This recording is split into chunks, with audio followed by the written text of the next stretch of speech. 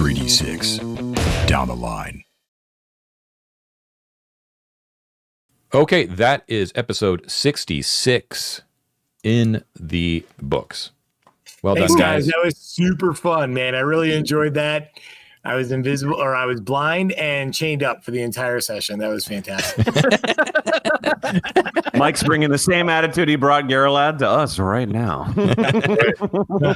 Hey, you nailed it on the role play, though, man. Nailed it. Yeah. I got to do my whole speech. I got to do my whole speech that I had prepped it for Gerrilad in the shower. No, wait, I didn't get to do that. I'm sorry. I feel your pain there, Mike, because I had a whole thing with Gerrilad with the torture thing too. Go ahead, guys. Go ahead. Yes, and now, man. Let's just workshop it. So, I don't like pain. I had I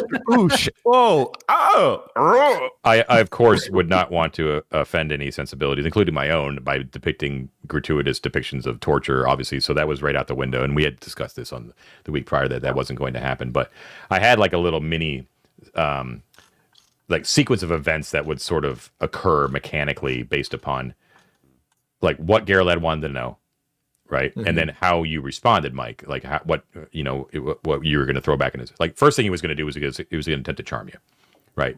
And if he succeeded on that, the rest was easy. It was if you failed, or if you had succeeded on your saving throw, then he would have had to resort to actual torture. And then it was going to be a question of how were you going to resist the torture. And I wouldn't have actually depicted what was happening to you, but it would be nasty. So it was a question of, I would have given you three options. You would have been able to lie, tell the truth, or say nothing, just not give in and just withstand the torture as long as you possibly could.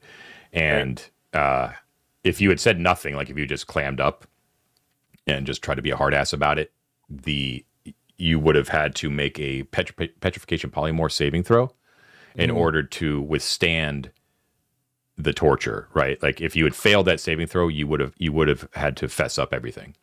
But if you withstood that second saving throw, you would have never given it up. And then after 3 days of solid torture, you would have been thrown into the pit to die. And out of frustration, he would have been super pissed off, but he would just be like, we're not going to get anything out of this guy. Right. So couple questions. Mike, how many languages does Darius know? 2. Okay. That gives me something. Second, and no one better comment. No, as John mentioned, we're still workshopping the head injury part of the injury table. But when you mentioned you're going to take the injuries, I'm very partialist, but it's a lot. I really want losing speech to be the permanent penalty on this that we're workshopping. If that had happened and you chose it, all dice rolls, all random, and you lost speech, what an amazing emergent moment there that would have been, because he couldn't get any information from you at that point because you're concussed essentially, right? It's not a good situation, but it's an interesting outcome of a bad situation from that choice. That's why I selected it, to be honest with you, David. I guess part of me was like, hey, if I still have an opportunity to run, I don't know what's going to happen. Obviously, that was foolish. Mort had blood in his eye, and he was ready to go. But I thought that would be a more interesting thing, and just an emergent storytelling moment for there. I had a whole thing worked out, and I've been talking to these idiots on Discord about it, and Matt kept yucking my yum about it. But I'm like, what if we're gonna I was like, we could turn Gerrilad, we could absolutely convince Gerrilad that we're not the bad guys here, and that he started this shit, and we can get him into that library. And so I had a whole idea worked out in my head about how I was going to convince him to do that. There was a route there. I'll tell you that much. There was a route. Yeah. Mm-hmm. Because we've already demonstrated we can get in lots of places, right? We get in a lot of places that you didn't know about or that you didn't think that we would be able to get into. And then what is our real power structure here? You want to be left alone. You want the monkeys to yourself. We're okay with that. We just want to get into the library, anyway. Well, and to note just a quick response to that, right? We did learn from Trefco. Like a loose sense in the same way that we know about Cross and everyone else, an incentive structure, right? We know ISO specifically wanted a book. We know Gerrilad maybe does, or maybe wants to be left alone, is willing to help other people find things so long as they are, isolationist enough for him or whatever. But that's a really interesting piece of information. I don't know how to act on right now, but well, remember, like from the beginning, right? We've been talking about each one of these factions as being driven by a primary motivation. Everybody has, it's simple. Everybody has one simple thing. Gerrilad's was always like, what was he asking people about? What was he torturing people about? How did you find your way in here? Where am I insecure? He has always been protectionist. Well, now, I want to kill him because he cut my hand off, right? I want to kill him because he's evil and, ensorcels people and stuff. So, he's definitely gotten on Avaricios' bad side, but his motivations are pure and simple and easy to understand. He wants defense. Goblins want to expand. He wants to defend.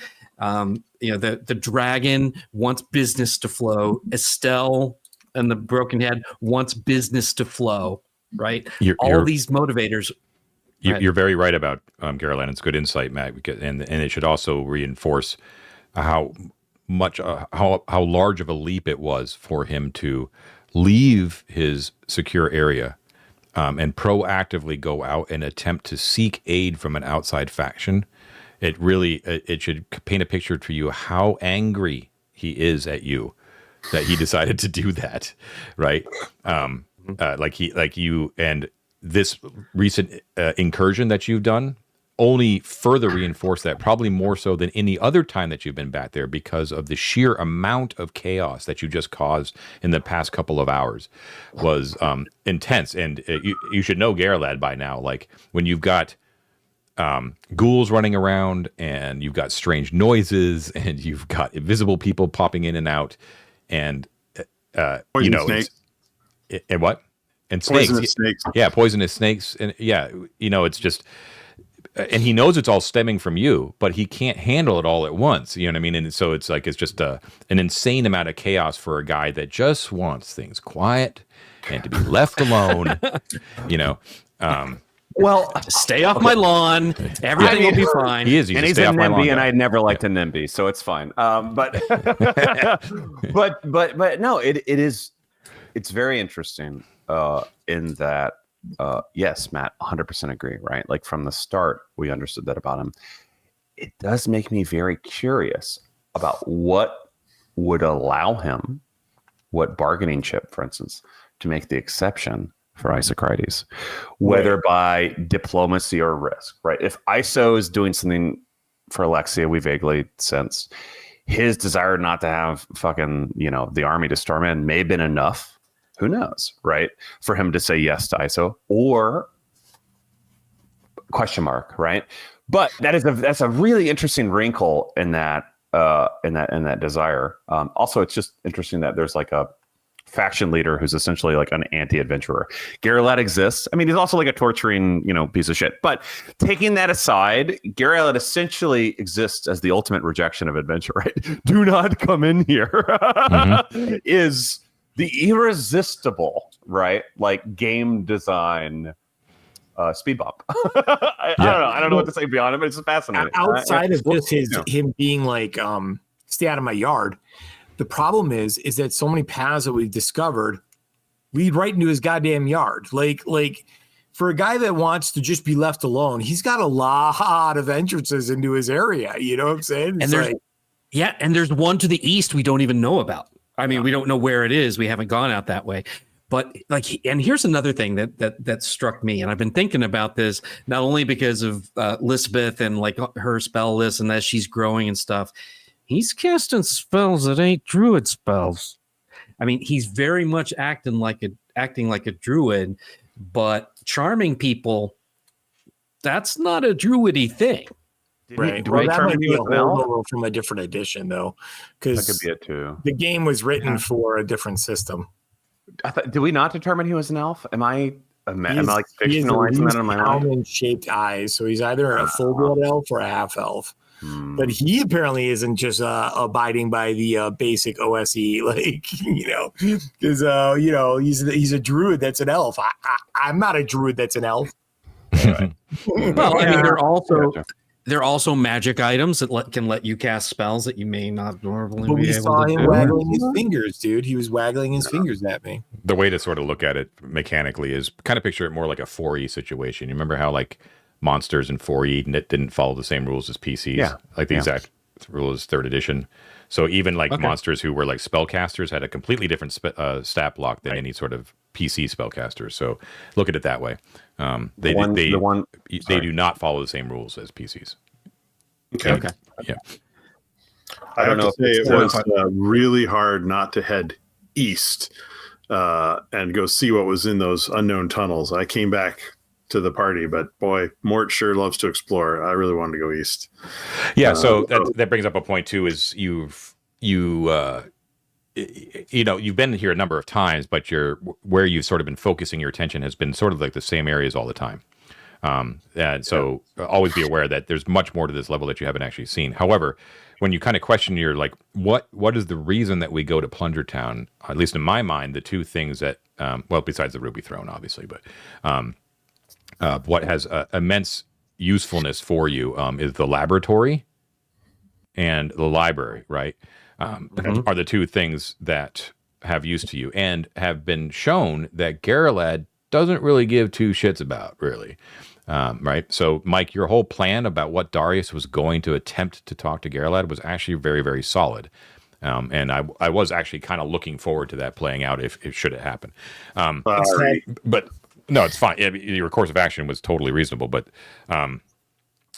be aware that, at least from what I remember, you guys you probably have a better memory than I do about this, but I believe you caved in that secret entrance to the laboratory that you came in from before. No, the monkeys. Or they barricaded it up. Yeah. So well, I guess it was a secret. The staircase down from the surface. Yeah. Yes. Yeah. We still haven't looked at the Hellraiser box either.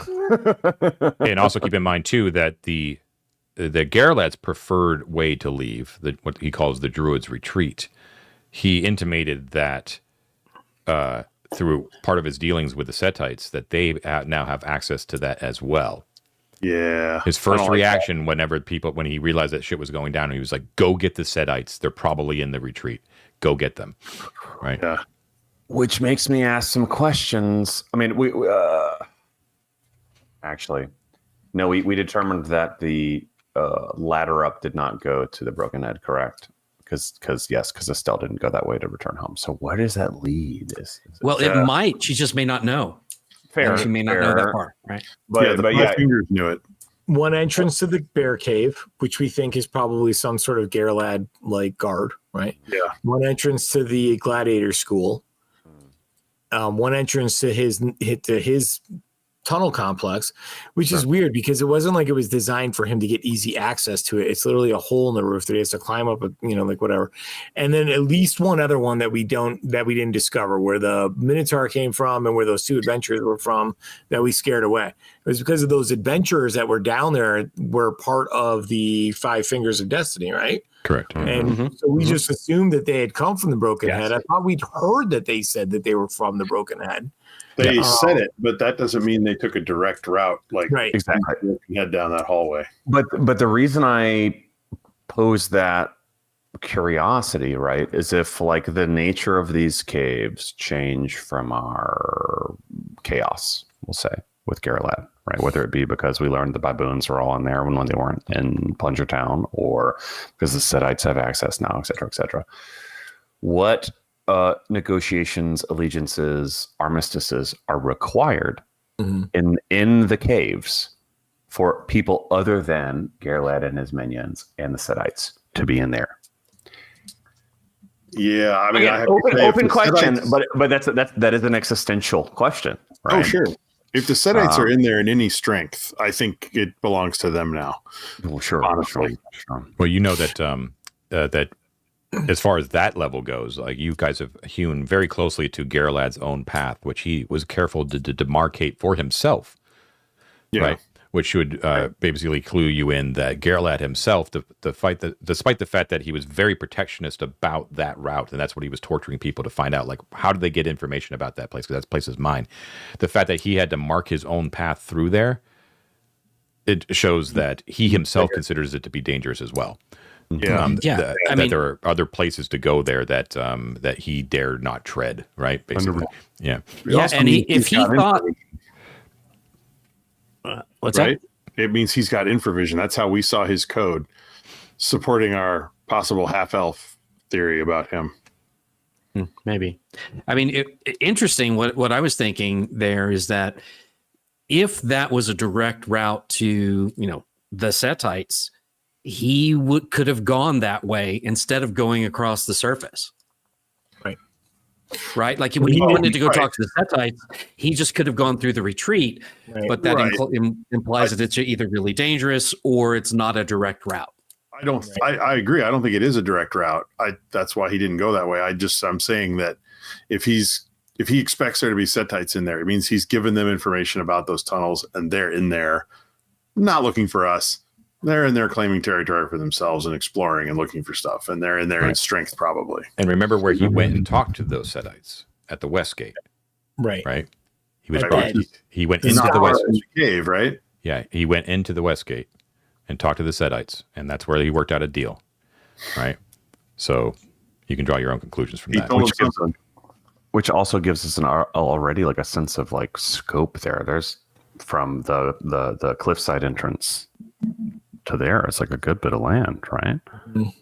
Yeah. I mean, the Setites are desperately in need of a plasma cannon or two, I think, at this point. But, don't we all? In other words, I don't think we're going to have any normal warfare or conflict with them that is going to go well with us in the same way that the apes have not. And so we have to get real savvy, like we are with Cross. We have to treat the Setites almost like a unit that is a dragon themselves, right? And when I always say the Cold War thing, but truly, we got to well, how do we create a dynamic that becomes disincentivizing, even if it isn't hostile, right? Like, and I don't know. We'll figure it out, I guess. But nutrition does a faction have to have before it collapses or has to adapt, right? Like at this point, who knows, Matt, how many monkeys you managed to kill between your ghoul trick and the poison snakes. It had to be significant, not to mention we just robbed them of like one of their three, possibly, I think it's just three big four-armed baboons, right? It's just Cisco, Earsco, and Trefco, right? Like those are the only three. So he's lost one of those. He's lost, I don't even know. We killed like 13 monkeys in that one ice blast way back when at the Druid's retreat. And then who knows how many more got dropped today. And I don't know, John, I imagine is keeping track of that stuff. But at what point does Gerrilad's power base start to crumble? And then one thing that I was excited about and then became less excited about is when he was trading that head slaver to the Setites, I was like, oh, well, that's interesting because that guy goes back to home. He's still not going to be happy with Gerrilad because I'm sure Gerrilad ran him through the ringer while he was a prisoner. But then John intimated that guy was actually like in the midst of a power struggle with the guy who's actually on the throne of the Setites right now. So it's probably like just giving like the two little lost princes back to the king. Sure. The usurper of the Guild of Service is probably where, his. Sure, but you know what that tells us if we also utilize our goblin info is that none of these factions are in a stable state because both the goblins and the Setites have, or at least the Guild of Service have contested leadership, right? There are factions that are trying to internally undermine these things, not just externally. So, which is, oh my God, that's layered. It's a good point. And also keep in mind the time frame here, right? So if you're saying that the Guild of Service has some sort of internal conflict going, probably all the way to the top, right? Remember too that you saw who is the person that's claiming to be the chief slaver was in imprisonment in Plunger Town by the baboons before your whole ruckus on the long stair, right? So all of that embarrassment and fallout from the long stair incursion that you guys did that all went back to a guild that apparently was actively undergoing a power struggle. At least that's the way it sure seems like. Like he claimed that it was that he heard Gerrilad say it was a usurper. Is the words that this gunner guy was saying. There was a usurper that was had taken over. So just be aware that you may have compounded an already delicate situation at the Guild of Service because of your actions on the long stare. 100%. And again, like, not to go too meta, but just to I don't know, from a political standpoint, like, what are the major factions we've encountered and how many of them are stable? Alexia's brother is fighting her sort of like leadership, right? The Setites have the Guild of Service at least has a contested leadership. The Goblins have a contested leadership. The Beastmen, maybe not, but there's like, we know at least one has defected, right? And who knows about the Trolls, et cetera, et cetera. Now, what is that to us? I don't know, right? But what we know is, like, there is a theming here of, though they may be powerful on the surface, you know, as a like united front and war, et cetera, internally there are cracks in all of these so far, which is a really interesting opportunity. However, we might like take advantage of it, right? Oh yeah. Each like has their levers to pull, right? That's exactly what you guys should be looking for if you want to start to exert power over them. You know what I mean? 100%. Exactly. Yep. Interesting. Yeah, super interesting. Yeah, good stuff. Crazy, all right, man. We could probably call it there. You guys have a lot to think about what you guys want to do next time. But you've got a big four-armed white baboon on your side, so that's pretty rocking. Yeah.